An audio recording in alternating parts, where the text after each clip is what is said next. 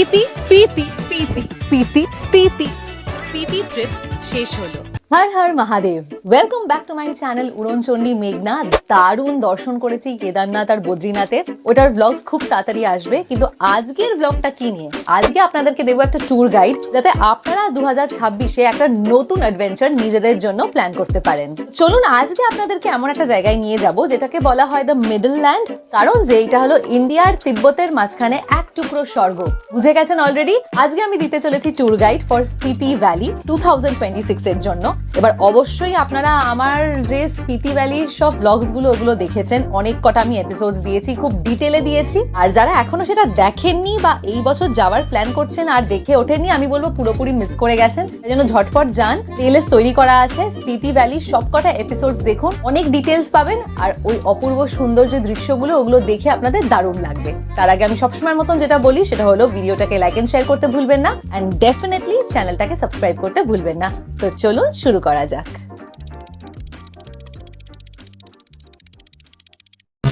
এবার স্পিতি ভ্যালি কোন জায়গাটা? এটা হলো হিমাচল প্রদেশের নর্দার্ন পার্টে।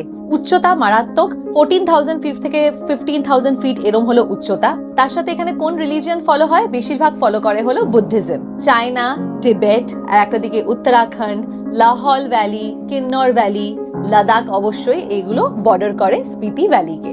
আমি আজকে যে ট্যুরটা বলবো সেটা আমি আর রনেত করেছিলাম, আর এটা ছিল 7 নাইটস 8 ডেজের ট্যুর।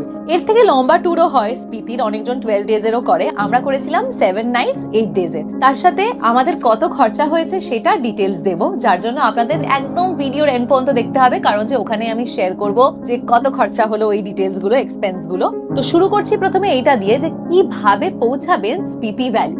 স্পিতি ভ্যালি আপনারা দুটো রুট দিয়ে পৌঁছাতে পারেন, একটা হলো সিমলা রুট, একটা হলো মানালি রুট।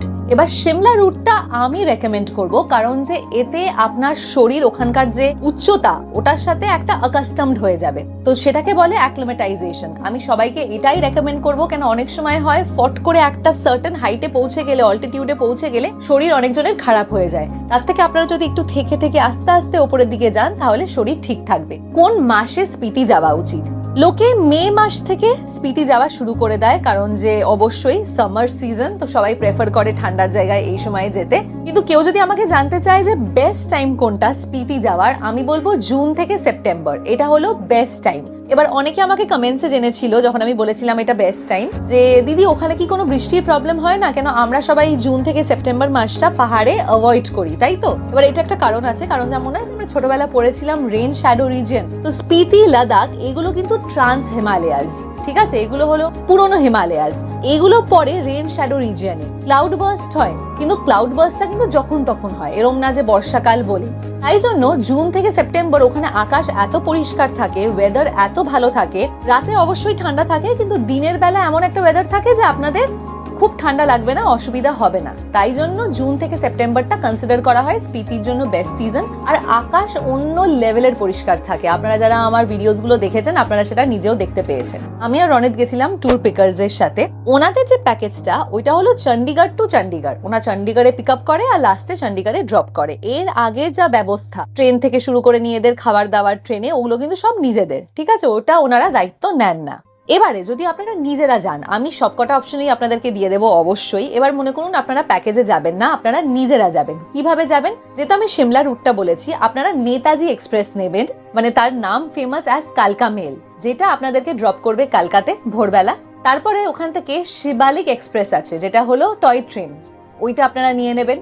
আর এইটা যদি আপনারা ডিটেলস চান, এটা আমার যে সিমলার যে ব্লগটা ফার্স্ট এপিসোড ওটাতে আছে। তো আপনারা টয় ট্রেন নিলেন, যারা আজ পর্যন্ত সিমলা যাননি, টয় ট্রেন রাইডটা এনজয় করবেন, সিমলা পৌঁছাবেন, একটা দিন সিমলা ঘুরবেন, তারপরে আস্তে আস্তে প্রবেশ করবেন স্পিতির দিকে। এটা হলো যারা সিমলা ঘোরেননি। কিন্তু যাদের অলরেডি সিমলা ঘোরা, আমি স্পিতি সার্কিটে বলবো না সিমলা যেতে, তার থেকে একটা অফবিট খুব সুন্দর জায়গায় চলে যেতে পারেন, আর সেটা হলো নারকান্ডা। তো চণ্ডীগড় থেকে নারকান্ডা হলো 173 কিলোমিটার, যেটা বললাম 5 থেকে 6 ঘন্টা লাগবে। এইবারে কি কি সাইট সিইং করবেন? তো প্রথমে হলো কুফরি। কুফরি আমরা করেছিলাম যখন আমরা সিমলা গেছিলাম, যদিও বা আমি পার্সোনালি আপনাদেরকে কুফরি একদমই রেকমেন্ড করবো না গ্রীষ্মকালে। হ্যাঁ, আপনারা কোনো সময় শীতকালে গেলেন আর কুফরি করলেন, সেটা ঠিক আছে, কারণ যে ওখানে খুব ভালো স্নোফল পাবেন। কিন্তু সামারে আমি একদমই রেকমেন্ড করব না, একদম শুকনোটে একটা জায়গা, পুরোপুরি কমার্শিয়ালাইজ বিজনেসের জন্য। ওনাদের আলাদা করে সিন্ডিকেট থাকে, তাই জন্য আলাদা করে ওখানে আপনাদেরকে গিয়ে জিপসি গাড়ি নিতে হবে, ওখানে আবার এক্সট্রা খরচা। ওইসব ডিটেলস আমি আমার সিমলা সাইট সিইং ব্লগ মানে পার্ট 2 তে দিয়েছি, ওটা দেখে নিতে পারেন। আর একটা জায়গা পড়বে সেটা হলো গ্রিন ভ্যালি, ওটা অন দ্য ওয়েই পড়বে, ওটার জন্য কোথাও উঠতে নামতে হবে না। এবার যেটা মেন, যেটা ডেফিনেটলি আপনাদেরকে আমি রেকমেন্ড করব, সেটা হলো হাটু পিক, হাইয়েস্ট পিক ওই সিমলা এরিয়াতে, নারকান্ডা এরিয়াতে। তার সাথে হাটু মাতা মন্দির, এই দুটো কিন্তু অবশ্যই দেখবেন, খুবই সুন্দর জায়গা। আমরা দুজনও ভিজিট করেছিলাম। তারপরে নারকান্ডাতে নাইট স্টে। এবার চলে যাব ডে 2 তে। ডে 2 তে আমরা নারকান্ডার থেকে চলে যাব সাংলা। সাংলা কিন্তু স্পিতি সার্কিটের একটা খুব ইম্পর্টেন্ট জায়গা। হ্যাঁ, এটা স্পিতি ভ্যালিতে পড়ছে না, কিন্নর ভ্যালিতে পড়ছে। অন দ্য ওয়ে প্রথমেই দেখতে পাবেন ওয়ার্ল্ড ফেমাস কিন্নর গেট। আর এই যে রুটটা, এই রাস্তাটাকে বলা হয় ওয়ার্ল্ডস ডেঞ্জারাস রোডস এর মধ্যে এই রাস্তাটা পড়ে। সত্যি ডেঞ্জারাস, সেটা আমরা চোখের সামনে দেখে বুঝতে পেরেছি। আর ওই কিন্নর গেটটা আপনাদের খুবই ভালো লাগবে, ওখানে হালকা ছবি তুলে ফট করে কেটে পড়বেন, কারণ যে ওখান দিয়ে কিন্তু পাথরও পড়ে। এই যে আমরা সাংলা যাব, তো কিন্নর গেটটা ক্রস করছি, বা হাত দিয়ে কিন্তু আপনাদের চলবে সতলুজ নদী। সতলুজ নদী চলতেই থাকবে, আর সতলুজ নদীর কিন্তু গর্জন ওইরকম, বেশ ভয়ঙ্কর একটা নদী। সেই দিন অন দ্য ওয়ে আপনারা দেখবেন তারান্দা মাতা টেম্পল, আপেল দেওয়া হয় প্রসাদ হিসাবে। আর তারপরে আপনারা দেখবেন কারছাম ড্যাম, ওখানে কিন্তু সতলুজ নদী আটকে যাবে। আর এবার যে আমরা যাওয়া শুরু করছি, ওখান থেকে শুরু হবে বাসপা নদী। এবার সাংলাতে পৌঁছানোর পর আপনাদের যেটা করতে হবে সেটা হলো ওভারনাইট স্টে। সাংলাতে একটা ছোট বাজার আছে, লাস্ট মোমেন্ট যদি কিছু কেনার দরকার পড়ে আপনারা সাংলাত থেকে কিনে নিতে পারেন। এবার হলো ডে 3। এটা খুবই এক্সাইটিং একটা দিন আমাদের জন্য ছিল, কারণ যে সকাল সকাল আমরা বেরিয়ে পড়েছিলাম চিটকুলের জন্য। এটা হলো লাস্ট ভিলেজ অফ ইন্ডিয়া। আর এর পরে হলো টিবেট। একদিকে বর্ডার টিবেট, যেটা অ্যাকচুয়ালি টিবেটের অটোনমাস রিজন, অনেকজন ওটাকে চায়না বলে। আর একদিকে পরে হলো Uttarakhand, last village of India. গ্রামটা খুব সুন্দর, চারিদিকে পাহাড়, সামনে দিয়ে বয়ে যাচ্ছে বাসপা নদী। উফ, কি শান্ত আর কি সুন্দর এই গ্রামটা, আপনাদের কি বলি। ওখানে আছে মাথি দেবী মন্দির, এটা হলো 500 বছর পুরনো মন্দির, যেটাও কিন্তু কাঠখুনি স্টাইলেই তৈরি। ওখান থেকে ফেরত চলে গেছিলাম সাংলাতে। লাঞ্চটা সারার পর এবার সাংলাতে কি সাইট সিইং আছে, সাংলাতে তো আমরা কোনো সাইট সিইং এখনো করিনি, তো সাংলাতে আমরা চলে যাব কামরু ফোর্ট। এইটার জন্য কিন্তু হালকা হাঁটতে হবে, হালকা ওপরে উঠতে হবে। যারা বয়স্ক তাদেরকে আমি রেকমেন্ড করব না, কিন্তু কামরু ফোর্টটা অবশ্যই দেখবেন, কারণ এটাও হলো 500 বছরের পুরনো। তো হয়ে গেল সাংলার সাইট সিইং, আমরা বেরিয়ে পড়বো। আর আজকে এই যে এটা কত ডে, এটা মানে ডে 3, ইয়েস ডে 3। এতে আমরা এখন চলে যাব হলো কলপার দিকে। এবার এই দিন আপনারা চাইলে একটা সাইট সিইং স্পট করে নিতে পারেন, সেটা হলো এই যে পয়েন্টটা, আমি নামটা নিচ্ছি না। কলপাতে ট্যুর পিকার্স আপনাদেরকে দেবে একদম ভিউ ওয়ালা রুম, যেখান থেকে আপনারা যদি ক্লিয়ার ওয়েদার থাকে, যেটা আমরা পরের দিন দেখতে পেয়েছিলাম, আপনারা দেখতে পারবেন কিন্নর কৈলাস। তো শুরু করছি ডে 4, যেটা শুরু হবে কলপা দিয়ে। কলপাত থেকে চেক আউট করে যেটা বললাম, আমরা সেদিন সকালে এই পয়েন্টটাই গেছিলাম। আপনারা এটা আগের দিনও করে নিতে পারেন বা আমাদের মতন সকাল সকাল করতে পারেন। দিয়ে আবার আমরা ফেরত এসেছিলাম কলপাতে, কারণ যে আমরা দেখেছিলাম কলপার নারায়ণ নাগিনী টেম্পল। এতদিন যে দুটো দিন যে আমরা ঘুরছিলাম, এটা কিন্তু আমরা কিন্নর ভ্যালিতে ছিলাম। এবার আস্তে আস্তে আমরা প্রবেশ করব প্রপার স্পিতি ভ্যালিতে। ওয়াটারফল পড়বে, যেটাতে খুব জল আমরা সেপ্টেম্বর মাসে পেয়েছিলাম, যেটার নাম হলো কাসাং নালা। এবার এখান থেকে আপনারা বুঝতে পারবেন যে আস্তে আস্তে গাছপালা শেষ হচ্ছে। আর এরপরে যে আপনারা প্রবেশ করা শুরু করবেন, একটা লম্বা জার্নি, পট করে দেখতে পাবেন একটা ব্রিজ। আর এই ব্রিজটার নাম হলো খোয়াব ব্রিজ। এই খোয়াব ব্রিজটা আপনারা যেই ক্রস করবেন, ওই ব্রিজটার পর থেকে শুরু হয়ে যাচ্ছে স্পিতি ভ্যালি। এটা কিন্তু সঙ্গম, এখানে কার কার সঙ্গম হচ্ছে, সতলুজ নদী আর স্পিতি নদী। এগিয়ে যাব আমরা নাকোতে। নাকোতে দেখবো নাকো মনেস্ট্রি আর নাকো লেক, যেটা হলো নীল রং। এই জার্নিতে আপনারা এবার চলে যাবেন খুবই একটা ফেমাস স্পট স্পিতি ভ্যালির, আর সেটা হলো গুই monastery.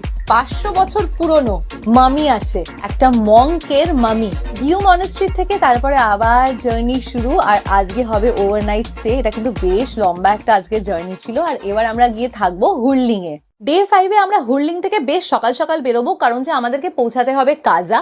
R on the way কিন্তু আমাদের সাইট সিইং থাকবে। সব থেকে প্রথমে থাকবে হলো টাবো।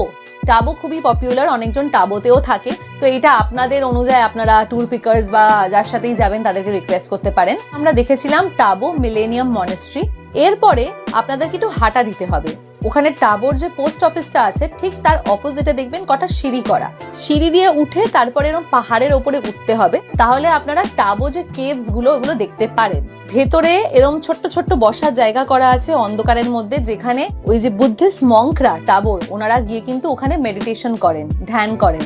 তারপর তো জার্নি জার্নি জার্নি, চারিদিকে পাহাড়। তারপরে আপনারা চলে যাবেন ঢাঙ্কার মনেস্ট্রি, পাহাড় কেটে তৈরি, পাহাড়ের মধ্যে এখনো মানে একদম গেথে আছে, মানে একটা সাইড না এরকম ঝোলে, ভেতরে ভিডিওগ্রাফি অ্যালাউড না। আর এখান থেকে আপনারা দেখতে পাবেন স্পিতি নদী আর পিন নদীর যে সঙ্গমটা, ওইটা ওপর থেকে দেখা যায়।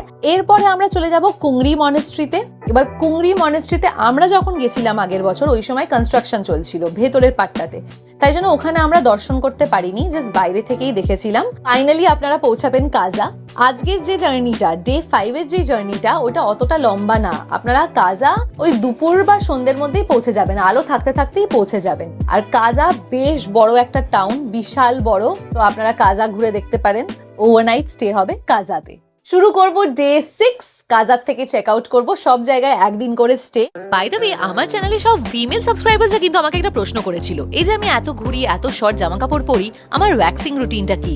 How do I remove body hair when travelling? জন্য আমি ইউজ করি আগারো 2107 রিচার্জেবল মাল্টি ট্রিমার, যেটাকে 2 ঘন্টার মধ্যে ইজিলি চার্জ করে নেওয়া যায়। আর তার সাথে আছে warranty card and user manual. এই 3D রোটেটিং শেভারটা দিয়ে আমি আমার আনওয়ান্টেড ফেশিয়াল হেয়ার সরাই। আর বিকিনি হেয়ার দিয়ে bikini area, under arms, legs and hands এর হেয়ার ট্রিম করা যায়। সাথে আছে এই আইব্রাউ ট্রিমারটা, আইব্রাউর পাশে ওই আনওয়ান্টেড হেয়ার গুলো ইজিলি সরানো যাবে। বেস্ট ব্যাপারটা কি জানেন, এই একটা ট্রিমারে আমি ইনভেস্ট করেছি, কিন্তু এটা আমি মাল্টিপল ওয়েজে ইউজ করতে পারি। আমার পায়ের বিফোর এন্ড আফটারটা আপনারা চোখের সামনে দেখেই বুঝতে পেরে যাচ্ছেন। আমার আনওয়ান্টেড হেয়ার সরিয়ে দেয় পেইনলেসলি এন্ড হ্যাসেল ফ্রি ওয়েতে। ইউজ করার পর আমি ব্রাশটা দিয়ে ক্লিন করে নিই, আর তার সাথে একটা ব্যাগও দিয়েছে, তো আমি এটা ইজিলি আমার ট্রাভেলসে ক্যারি করতে পারি। ডেসক্রিপশনে প্রোডাক্ট লিংক দিয়ে রাখলাম, আপনারা অবশ্যই অর্ডার করতে পারেন। এর পরের দিন আমরা সকাল সকাল, একদম সকাল সকাল বেরিয়ে চলে যাব হলো লাংজাতে, যেখানে আছে 35 ফিটের একটা গোল্ডেন বুদ্ধা স্ট্যাচু।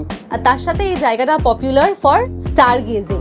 অনেকজন আছে যারা স্টার গেজিং প্যাকেজে যায়, যেগুলো হলো রাত্রিবেলা ওরা এরকম ঠান্ডা জায়গায় আকাশে নিচে বসে বসে তারা দেখার জন্য, অনেক এরকম টাইপের প্যাকেজেসও হয়। আর একটা জিনিস, এই লাংজা কেন পপুলার, কারণ যে এটাকে ল্যান্ড অফ ফসিলস বলা হয়। কারণ যে এই যে স্পিতির যে উঁচু পাহাড়গুলো, এই 14,000 15,000 ফিটের এই পাহাড়গুলো, এগুলো একসময় ছিল তেথিস সাগরের নিচে। তো তাই জন্য এখানে আপনারা ফসিলস পাবেন, আমরাও পেয়েছি। তো এখান থেকে আমরা এরপরে চলে যাব কমিক। কমিক কেন পপুলার? কমিক হলো highest village in the world, যেটা হলো অ্যাক্সেসিবল বাই মোটরেবল পাস। আর এখানে আছে highest restaurant of the world and highest cafe in the world. আর এখানে পাশেই আছে কমিক মনেস্ট্রি। গ্রামটা ঘুরে দেখবেন, আর অবশ্যই ওখানে একটা সেলফি পয়েন্ট আছে, যেখানে উচ্চতাটা দেয়া আছে 15,000 সামথিং, আমি অলরেডি দিয়েছিলাম স্ক্রিনে, যেখানে আপনারা ছবি সেলফি তুলতে পারেন। তারপরে চলে যাব, উফ, এই স্পিতির এই সাইটসিং স্পটস গুলো আপনাদের দারুণ লাগবে। এবার আপনারা চলে যাবেন হলো হিকিম। হিকিমে আছে পৃথিবীর হাইয়েস্ট পোস্ট অফিস, সত্যি আছে, সত্যি। আর ওখান থেকে কিন্তু এখনো, মানে ওটা অ্যাক্টিভ, ওটা বন্ধ হয়নি, ওখান থেকে এখনো আপনারা চিঠি পাঠাতে পারেন। আমরা নিজেরা পাঠিয়েছিলাম, একটা আমার বাড়িতে, একটা আমার শ্বশুর বাড়িতে, আর দুটোই কিন্তু 1 মাসের মধ্যে এসে গেছিল। ওখানে ছোট ছোট দোকান আছে, একটা দাদুর দোকান আছে একদম পোস্ট অফিসের পাশেই, যেখান থেকে আমরা পোস্ট কার্ডস কিনেছিলাম। একটা 40 রুপিস করে পড়েছিল, 30 রুপিস বা 40 রুপিস। আর তারপরে স্ট্যাম্পও আপনারা পোস্ট অফিসের ভেতরে যে মহিলা থাকেন ওনার কাছেই থাকে, 20 রুপিস করে স্ট্যাম্পস নেয়। তো এইটা করবেন, খুবই ভালো লাগবে। ওখানে খুব সুন্দর সুন্দর পোস্ট কার্ডস পাওয়া যায়, আমরা বিভিন্ন ধরনের পোস্ট কার্ডস কিনেছিলাম, চিঠি লিখেছি। এরপরে জার্নি আমরা পৌঁছে যাব কি মনেস্ট্রি। এটাও আবার পাহাড় কেটে তৈরি, সাদা রঙের, দূর থেকে দেখা যায় একদম উঁচুতে, বিশাল বড়। অনেক চেম্বার্স করা আছে, অনেক রুম করা আছে, প্রেয়ার রুম করা, মেডিটেশন রুম করা, আর সব কটা না অন্ধকার, আপনারা বুঝতে পারবেন যে একটা পাহাড়ের ভেতরে। আর তারপরে এমন একটা রুমে যাবেন, বিশাল লম্বা একটা রুম, এরকম ছোট্ট ছোট্ট খোপ খোপ করা, শুধু একটা মানুষের বসার জন্য। আর তার সামনে এরকম ছোট্ট জানলা, যেখান থেকে সূর্যের আলো আসছে। ওখানে বুদ্ধিস্ট মঙ্করা বসে, আর ওখানে বসে ওনারা ধ্যান করেন। আর ওই যে আলোটা, ওটাই একমাত্র ওদের সূর্যের আলো দেখার যে উপায়, ওখান থেকে ওনারা আউটসাইড ওয়ার্ল্ডের সাথে কানেক্ট হতে পারেন। বাট এই সব জায়গাগুলোতে ভিডিও করা অ্যালাউডই না, না হলে অবশ্যই আমি করে দেখাতাম। কি মনেস্ট্রি দেখে তারপরে আবার হবে একটা লম্বা জার্নি, আর আমরা পৌঁছে যাব ছেচাম ব্রিজ। এই ছেচাম ব্রিজটা আবার খুব পপুলার, কারণ যে এটা এশিয়ার হাইয়েস্ট ব্রিজ। মানে এই একদিনে ডে 6-এ যে আপনারা কতগুলো ওয়ার্ল্ড রেকর্ড, ভাঙবেন তো না, কিন্তু কতগুলো এরকম ওয়ার্ল্ড রেকর্ডওয়ালা জায়গা যে ভিজিট করবেন একদিনের মধ্যে, এটা স্পিতি ভ্যালিতেই সম্ভব। লাস্টে সেদিন আমরা ড্রাইভ করব লোসারের জন্য। লোসার এমন একটা জায়গা, এই যে লোসার গ্রামটা, ওখানে একটা এরকম ব্যারিকেড করা আছে। হ্যাঁ, ওই ব্যারিকেড ছাড়া মানে ওখান থেকে আপনারা বেরোতে পারেন, গাড়িও বেরোতে পারে, আপনারাও বেরোতে পারেন। রাতে মনে হয় না কেউ বেরোয়, বিকজ ওইটার পর থেকে শুরু হয়ে যাচ্ছে নো নেটওয়ার্ক জোন, যেখানে কোনো নেটওয়ার্ক নেই। ওটা স্পিতি ভ্যালির একটা অদ্ভুত ভয়ঙ্কর জায়গা, যেটা মানালির দিকেও যায়, চন্দ্রতালের দিকেও যায়, কিন্তু ওটাকে বলা হয় নো নেটওয়ার্ক জোন। এই যে রুটটা, এটা কিন্তু অক্টোবরের 30 তারিখের পর থেকে বন্ধ থাকে স্নোফলের জন্য। এত হাই স্নোফল হয় যে এখানে মানুষের যাতায়াত বন্ধ হয়ে যায়। ওই যে লোসার যে গ্রামটা, ওটাই লাস্ট মানুষ থাকে, তারপরে কিন্তু আর মানুষ থাকে না। আর শীতকালে যারা আসবেন স্পিতি ভ্যালিতে, তাদেরকে বলে রাখি, এই লোসারের পরে যে রুটগুলো, ওগুলো কিন্তু সব বন্ধ থাকে। তো আপনারা ওই বুঝে প্ল্যানিং করবেন। ট্রিপের এন্ডের দিকে পৌঁছাচ্ছি, এবার শুরু করব ডে 7, যেদিন আমরা লোসার থেকে চেক আউট করবো। তার আগে আপনাদেরকে এটাই বলবো যে লোসার এতটাই উঁচুতে, এতটাই সুন্দর, এতটাই পরিষ্কার আকাশ, যে রাতে গ্রামে হাঁটতে হাঁটতে আমি আর রনিত মিল্কি ওয়ে দেখতে পেয়েছিলাম। এবার আমাদের কাছে ওইরকম গ্যাডজেটস নেই, তাও যাই ছবি তুলেছি ওগুলো আমি ব্লগসে দিয়েছিলাম, এখনো দেওয়ার চেষ্টা করব, না হলে ব্লগে গিয়ে অবশ্যই দেখে নেবেন। তো আমরা সকাল সকাল বেরিয়ে পড়বো। আমরা সকাল 6টায় বেরিয়ে পড়েছিলাম। আমাদের ড্রাইভার দাদা বলেছিল যে এই যে ডে 7, এই দিনটা লেট করলে চলবে না, কেন এটা একটা খুব লম্বা জার্নি হতে চলেছে। তো প্রথমেই আমরা বেরিয়ে পড়বো, আর আমরা ওই নো নেটওয়ার্ক জোনে চলে যাব। এইটা আমার দায়িত্ব আপনাদের জানানো যে লোসার গ্রামের পর নো নেটওয়ার্ক জোনটা কিন্তু 85 কিলোমিটারের, যেটা চলে যায় বাতাল, চন্দ্রতাল বা কুঞ্জুম পাসের দিকে। এখানে কোনো মোবাইল নেটওয়ার্ক কাজ করবে না, সে এয়ারটেল হোক, বিএসএনএল, জিও বা অন্য কিছু। তাই সকালে এই দিকে জার্নি শুরু করার আগে নিজের কোনো ফ্যামিলি মেম্বার যারা স্পিতিতে নেই, তাদেরকে আগের থেকে জানিয়ে রাখবেন যে আপনারা এই রুটে জার্নি শুরু করেছেন। জানিয়ে রাখার কারণটা হলো নিজেরা সেফ থাকা। এইদিকে অল্টিটিউড খুবই হাই, আর এর আগেও হয়েছে যে হাই অল্টিটিউড সিকনেসের জন্য এই রাস্তায় অনেক দুর্ঘটনা ঘটেছে, কিন্তু তারা কাউকে কন্ট্যাক্ট করতে পারেনি। ওখানে আমরা প্রথমে যাব হলো কুঞ্জুম মাতা মন্দির। লোকালসরা মানে যে যদি আপনারা চন্দ্রতাল লেক যেতে চান, তার আগে এই মন্দিরটায় গিয়ে দর্শন অবশ্যই করবেন। গাড়ি নিয়ে গেলে এটা রাউন্ড করবেন পুরো এই মন্দিরটা, তারপরে চন্দ্রতালের দিকে এগোবেন। আর একটা জিনিস আপনাদের বলি, আমরা খুব খুব খুব লাকি যে আগের দিন যেদিন লোসারে পৌঁছাচ্ছিলাম, সেদিন আমরা হিমালয়ান আইবেক্স দেখতে পেয়েছিলাম। খুব মানে সহজে দেখা যায় না, বলে নাকি খুব লাকি হলেই দেখা যায়, তো মেবি আমরা লাকি ছিলাম। আর যেদিন আমরা সকাল সকাল লোসার থেকে বেরোলাম চন্দ্রতালে যাওয়ার জন্য, সেদিন সকাল সকাল আমাদের হোমস্টের জাস্ট পাশেই আমরা ওখানে হিমালয়ান ফক্স দেখেছিলাম। ওটা এত ঝটপটি দৌড়ে চলে গেছিল যে আমরা ওটা ভিডিও করার চান্সটাই পাইনি। আমাকে তো খুলতে হবে ফোনটা, তারপরে ভিডিও করবো, ওই চান্সটাই পাইনি, কিন্তু আমরা সত্যি দেখেছিলাম। আর এবার আমরা যে এগিয়ে যাচ্ছি, আমরা এন্ট্রি করব চন্দ্রতাল ওয়াইল্ড লাইফ স্যাংচুয়ারিতে। এটা কিন্তু আবার নো নেটওয়ার্ক জোন, এখানে না কোনো গ্রাম আছে, না কোনো বসবাস আছে, কিচ্ছু না, চারিদিকে শুধু পাহাড় আর বরফের পাহাড়। এবার অনেকটা এগিয়ে যাওয়ার পর আপনারা টেন্টস দেখতে পারবেন, ক্যাম্পস দেখতে পারবেন। এইগুলো হলো সেই চন্দ্রতাল লেকের যে ক্যাম্পিং করে, টেন্টস করে, এইগুলো কিন্তু চন্দ্রতাল লেক থেকে মোটামুটি 3 কিলোমিটার দূরে। এগিয়ে একটা পয়েন্ট আসবে যেখানে সব গাড়ির পার্কিং থাকবে। আর এই যে পয়েন্টটা, এখানে আপনাদেরকে পারমিশন এন্ট্রি করাতে হবে। পার পার্সন ইন্ডিয়ানসদের জন্য টিকিট পড়বে হলো 150 রুপিস। এই যে এখানে কার পার্কিং হলো, তারপর এখান থেকে 1 কিলোমিটার হাঁটা। আপহিল না, ডাউনহিল হাঁটতে হবে, কোনো চিন্তা নেই। আর খুব কঠিন রাস্তা না, নর্মাল সুন্দর রাস্তা, চারিদিকে বরফের পাহাড়, আর মাঝখানে এরকম ঘাস ঘাস ছোট্ট ছোট্ট ছোট্ট ছোট্ট ঘাস, ওখানে আপনারা হাঁটবেন। বাট আমি এখানে দেখছিলাম অনেকজনেরই ব্রিদিং প্রবলেম হচ্ছিল এতটা হাইট বলে। অনেকজনকেই দেখলাম যে তারা আর যাচ্ছে না পুরোটা রাস্তার মাঝখানেই, মানে ওই পাথর বোল্ডার্স গুলোতেই বসে পড়ছে। আবার বলবো, আপনার শরীরের ওপরে কোনো তাড়াহুড়ো নেই, এত দূরে এসে চন্দ্রতাল লেকটা মিস করবেন না, আস্তে আস্তে এগোবেন। শরীর খারাপ করলে একটু বসে রেস্ট নিলেন, আবার একটু এগোলেন। যদি খুব শরীর খারাপ করে তাহলে আমি জোর দেবো না বাবা, তাহলে দেখার দরকার নেই, দূর থেকে যেটুকুনি দেখতে পাচ্ছেন ওইটুকুনি দেখে নেবেন। 1 কিলোমিটার হাঁটা আছে, হার্ডলি 10 মিনিট লাগবে, ঠিক আছে, পৌঁছাতে। আর গিয়ে যেই আপনি পৌঁছাবেন, দূর থেকে দেখতে পারবেন একটা যেন আয়না, পুরো নীল রঙের আয়না, এত পরিষ্কার, পুরো কাচের মতন স্বচ্ছ জল, এতটাই পরিষ্কার যে পুরো পাহাড় আর আকাশটা ওখানে রিফ্লেকশন হচ্ছে। আর যখন ভিডিও করছি না, যারা ওই এপিসোডটা দেখেছেন, আপনারা তফাৎ বুঝবেন না যে কোনটা আসলে লেক, কোনটা আসলে আকাশ। স্পিতি ট্রিপটা এবার এখানেই শেষ হবে, কারণ যে এবার একটা খুব লম্বা জার্নি, খুব বাজে রাস্তা দিয়ে, মানে ভিউ হিসাবে বাজে না, ভিউ হিসাবে তো দুর্দান্ত, কিন্তু খুব কাঁচা রাস্তা, মানে এরম করতে করতে অনেক ঘন্টা পর আপনারা গিয়ে পৌঁছাবেন মানালি। এটা অটল টানেলের যে রাস্তাটা, ওইটাই নেওয়া হবে। ওখানে ট্যুর পিকার্স অবশ্যই আপনাদেরকে রুম দেবে, আর একদম ওখানকার যে মল তার কাছে, মল রোডের কাছে। আর তার পরের দিন, তার মানে হলো ডে 8, সেটা হলো সকাল সকাল আপনারা মানালি থেকে রওনা দেবেন আর পৌঁছে যাবেন চণ্ডীগড়। তো চণ্ডীগড়ের থেকে আপনাদের আবার দায়িত্ব। তো ট্যুর পিকার্স MEP প্ল্যানে দেয়, তার মানে হলো ব্রেকফাস্ট আর ডিনারটা আপনাদের ইনক্লুডেড, লাঞ্চ কিন্তু ইনক্লুডেড না। ঘোরার সময়, সাইট সিইং এর সময় ড্রাইভার দাদা একদম টাইমে আপনাদেরকে দাঁড় করাবেন ভালো জায়গায়। এবার ওখানে অনেক কটাই অপশনস থাকে, খাওয়া দাওয়া করে নিতে পারেন। তো তার সাথে আমাদের এই প্যাকেজে কি কি ইনক্লুডেড ছিল সেটাও বলে দিই, কারণ যে এবার আমি শেয়ার করব বাজেট। তো এখানে আপনাদের থাকছে ব্রেকফাস্ট, ডিনার, ট্রান্সপোর্ট, মানে এই যে পুরো সাইট সিইং করছেন, মাঝখানে টোল পে করা হলো, কোনো গাড়ির এন্ট্রি পে করা হলো, যাই করা হলো পুরোপুরি এটা ট্যুর পিকার্সের দায়িত্ব, আপনাদের আর কিছু পে করতে হচ্ছে না। ওনারা কিন্তু SUV দেন, ঠিক আছে।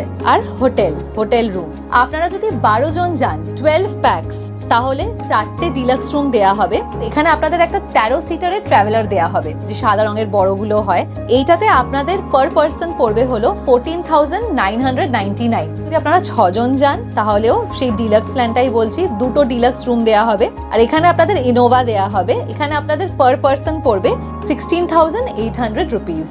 এরপরে চলে আসবো 4 জন গেলে, এটাতেও কিন্তু 2টো ডিলাক্স রুম দেওয়া হবে, তার মানে এটাতে ডাবল শেয়ারিং হবে। আর এটাতে আপনাদেরকে আর্টিগা যে গাড়িটা ওটা দেওয়া হবে। পার পার্সন খরচা পড়বে 19,900 রুপিস। আর যেটা আমি আর রনিত গেছিলাম, এবার আমি ওইটা বলবো, যেটা হলো 2 জনের জন্য সেম ডিলাক্স প্ল্যান। এটা অবশ্যই একটা ডিলাক্স রুম ডাবল শেয়ারিং এর, আর এটাতেও আমাদেরকে আর্টিগা দিয়েছিল। এখানে আমাদের পার পার্সন খরচা পড়েছিল 28,000 রুপিস। এইবার এইটা হলো গাড়ি নিয়ে ট্রাভেল করা। অনেক সময় হয় আপনারা সোলো যাচ্ছেন, অবশ্যই সোলো গেলে কেউ এতটা খরচা করতে চাইবে না। আমি পার্সোনালি যখন সোলো যাই আমি এই লেভেলের খরচা করি না। তো আপনাদের জন্য আমি রেকমেন্ড করব হলো HRTCর বাস, যেটা হলো হিমাচল প্রদেশের যে গভর্নমেন্ট বাস ওইগুলো। হ্যাঁ, এগুলোতে আপনার জার্নিতে টাইমটা অনেকটা লাগবে, আপনার টায়ার্ডনেস বা এক্সশনটা বেশি হবে। 100 রুপিস থেকে 300 রুপিস এরম টাইপের ভাড়া হয়। ব্রেকন পিওর থেকে, মানালির থেকে, এইসব জায়গা থেকে আপনারা এই বাসগুলো ধরতে পারেন। HRTCর যে সাইট ওইটা অবশ্যই চেক আউট করবেন যদি আপনারা সোলো ট্রাভেল করেন। যাওয়ার আগে আমি কটা ইম্পর্টেন্ট টিপস আপনাদের জন্য দিয়ে রাখছি, এগুলো প্লিজ মাথায় রাখবেন। ক্যাশ রাখবেন, এখানে কিন্তু নেটওয়ার্ক খুবই ভালো কাজ করে। কোন কোন নেটওয়ার্ক সেটাও আমি জানিয়ে দিচ্ছি, কিন্তু তবুও ক্যাশ সাথে রাখবেন। বেশিটা পেমেন্টস ক্যাশে করার চেষ্টা করবেন, কারণ যে ওখানে হঠাৎ করে UPI পেমেন্ট আটকে গেলে খুব প্রবলেম হয়ে যাবে। এবার কোন কোন সিম ভালো কাজ করে, এয়ারটেল, জিও আর BSNL তো করবেই করবে, তাছাড়া এয়ারটেল আর জিও কিন্তু কাজ করছে।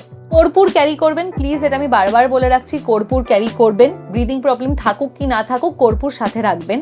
আর যাদের কোনো ধরনের কোনো প্রবলেম আছে, অবশ্যই আপনারা কিন্তু আপনাদের ওষুধ ক্যারি করবেন। ওখানে মেডিকেল স্টোর থাকলেও সব ওষুধ ওখানে অত হাই অল্টিটিউডে পাওয়া যায় না। অনেকেরই ওখানে অল্টিটিউড সিকনেস হয়, তো যারা যাচ্ছেন অবশ্যই সিকনেস হোক কি না হোক, নিজের সাথে অল্টিটিউড সিকনেসের ওষুধ ওগুলো ক্যারি করবেন। আমি জানি না আমার ওষুধের নাম ভিডিওতে বলা অ্যালাউড কিনা অ্যাজ পার ইউটিউব পলিসি, তাই জন্য আমি ডেসক্রিপশনে লিখে দেবো নাম। আর তাছাড়া প্লিজ ডক্টরকে কন্ট্যাক্ট করে আপনাদের পার্সোনাল ডক্টর কি বলেন ওই অনুযায়ী ওষুধ নিয়ে যাবেন।